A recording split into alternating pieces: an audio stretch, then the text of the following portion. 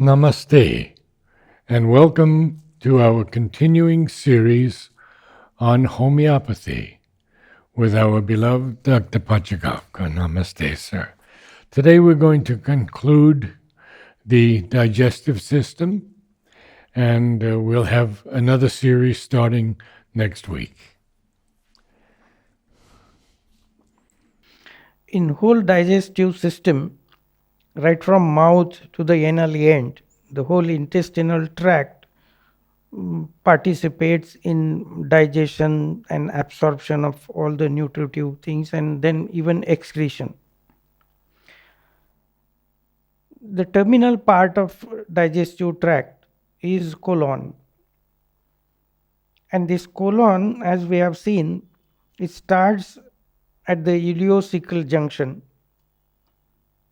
and once that cecum opens into colon, then there is a transverse colon and the descending colon, and then terminal part is rectum, and then the outlet is the anal end. Here the complete stool formation occurs. From small intestines, from ileum, the fecal matter, the matter which is not digested, advances into colon, and extra moisture is absorbed, and with the help of friendly organisms, the intestinal flora, what we call bacterial flora. Beneficial. Yes. So, friendly organisms, many vitamins are synthesized in this area. And the lining of the colon is so sensitive.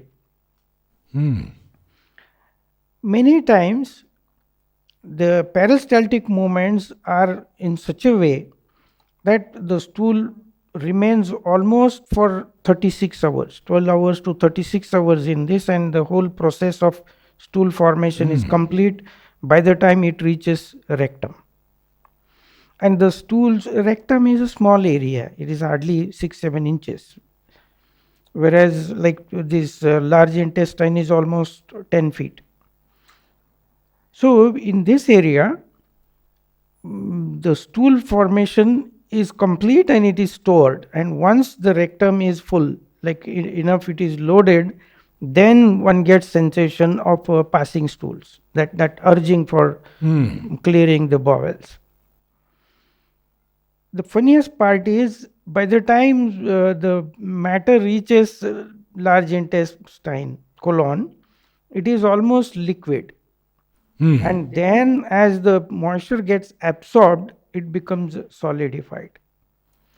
And mainly the contents of stools are the debris, then the matter which couldn't be digested, like cellulose containing fiber, and even the bacterial culture which is like dead. We can call it debris, therefore. Unwanted bacterial culture also is excreted through stools. So the composition of stools is like this, that it is rich in bacterial culture, and which can be like very good recycling of the matter, and it would be organic matter which will be enriching soil after But soiling. I have always been told, and I have heard from Rudolf Steiner's group and all, that that the fecal matter should never be used on vegetable plants for humans. It should go through cattle and then to the human. Yes, no, but in human what happens, what we call anaerobic digestion or aerobic digestion, it is totally decomposted. Definitely it is altogether a new thing. It is not directly plants are taken. In between, there are many organisms, or we call them saprophytes, organisms which consume all this material, digest it, and then excrete, like earthworms. Now, earthworms will consume it and then make a fertile component and excrete it as excreta. So, directly, it is not a human stool in the same raw form which is absorbed by the plants, or it should not be applied rather. There has to be always intermediate phase where it is completely digested under anaerobic or aerobic bacterial culture, or even vermicomposting. So that goes. The composition, coming to body physiology of this stool formation, is, it's so well organized. It's a well organized setup of these muscular movements in peristaltic movements, that there are sensors in rectum as well as at the anal end. And once the rectum is fully loaded, and if the logistically it is possible for body to excrete it, then the internal anal ring starts opening and you start getting sensation of passing stool, and your external ring in the anus that controls, like if it is not the proper time to pass stool logistically, like you don't have a commode or a toilet available and all, then external ring, which is supported by strong pelvic floor, that controls it, and then you can control even for few hours. And the stool is held back in rectum, it goes back in rectum, and then sometimes it gets further dried if it is held back so much. So in body develops reflexes when to pass stool, and in normal course, that suppose morning time is the best time for stool logistically, then you start developing that culture of evacuating it in the morning, and body develops this type of culture, and then it goes soothing. So whole life person even won't realize that he is constipated or not constipated, because it becomes a routine thing. Then rectal mucosa and cells in the anus, especially the near close to internal ring, the mucosal cells, that lining has cells which can sense the what we call consistency of the stools, whether stool is liquid form or a solid form or a dried or even a gas. See, there as a process of fermentation, there would always be gas formation in the abdomen. No abdomen is there without gas in human body. Gas is there, and this gas can be excreted along with the fecal matter or even independently. Now this anal ring, internal ring, has cluster of cells which can sense the consistency of stool, and one can make out whether the gas is there to be excreted, or it is the fecal matter also, it is hard or soft or even liquid or solid.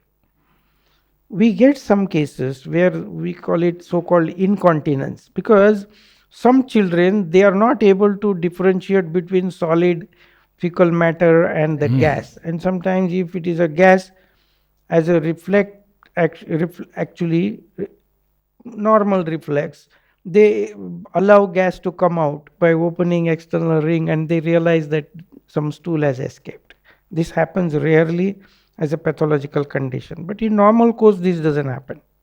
There is always a wonderful uh, cognizance is taken.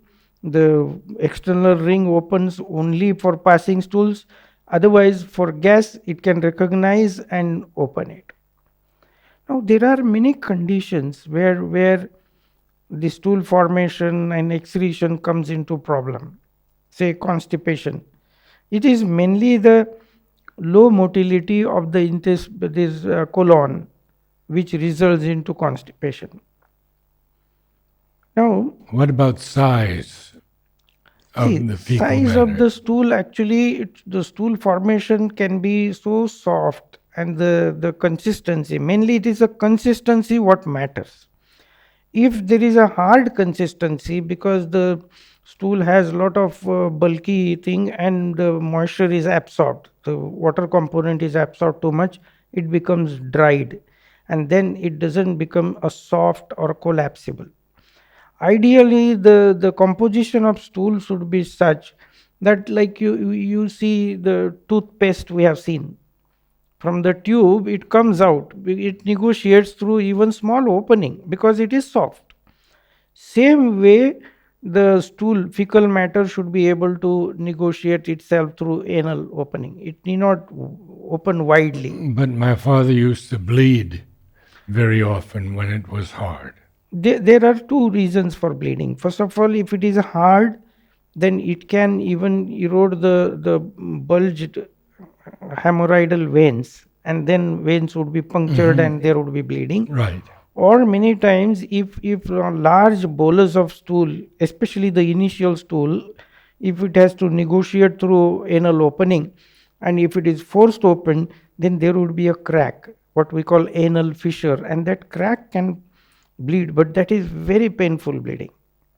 Whereas if it is hemorrhoids or the vein which is engorged is bleeding, then that bleeding can be would be painless, and sometimes it can work like a safety valve, because any stagnated blood in the vein, engorged vein, can get clotted, and that clot can again make more complications. So like a vent, it would be, there would be bleeding, and then person will be relieved, but it will be without pain. So the large bolus of stool can be because of not drinking enough water, or not having a fiber content for the stool, or not even evacuating. Many times what happens, like if the person has sensation to pass stool, but one ignores it for some reason, like if toilet is not accessible, or you don't have time to evacuate and all, then the stools recede back to large intestine, and once it recedes back, then again further the moisture is absorbed, the water is absorbed, and it becomes dried. Or many times we have seen that if someone has by chance already developed a fissure, a chronic fissure at the anal outlet, and when the anal ring is opening, then the fissure would definitely cause pain, because fissure is at the junction of mucosa and skin, and mucosa crack won't be painful, but the skin crack will be painful. And then what happens, because the crack is painful, then there would be spasm, one would just stop expanding it, the external ring, and then again stool will proceed, so it becomes a vicious cycle. That person having fissure will have a painful passage of stool, so will there would be spasm, and then that would again stool will recede inside and become further dried. So we have to take care that person drinks ample of fluid, then has a good amount of fiber content, Fiber, yeah. and then it should be evacuated promptly, so far as possible, whenever you have urging. 1 hour, 2 hours shouldn't be a problem. Many times what happens, if you have urging for stool and if you don't comply it, and then further you make your pelvic floor tight and use it, and then stool recedes inside, goes back to even the colon, and there it is further dried, and then you get dry I stool, see. and especially initial bolus will be further larger, dry, and it won't be negotiating through moderate opening of anus, it will just force open the anus, and then again further crack will be there. And if this crack formation continues, the fissure formation continues, body has a mechanism to develop a tag of skin. We call it sentinel pile. Sentinel pile is like sentry. It doesn't allow crack to progress or the fissure to progress, and it develops a hard tag of skin there, hard mass, and then that will make the anal opening very stiff. So as if it is stenosed, the anal end gets stenosed because of this, and then it would be added. So it's very essential that you drink ample of water, then you have enough fiber very in important. stools, and then you evacuate promptly once a day or once in 2 days also. Wonderful. Thank you, sir. Thank you. Thank you, and we'll see you next week for more advice through homeopathy.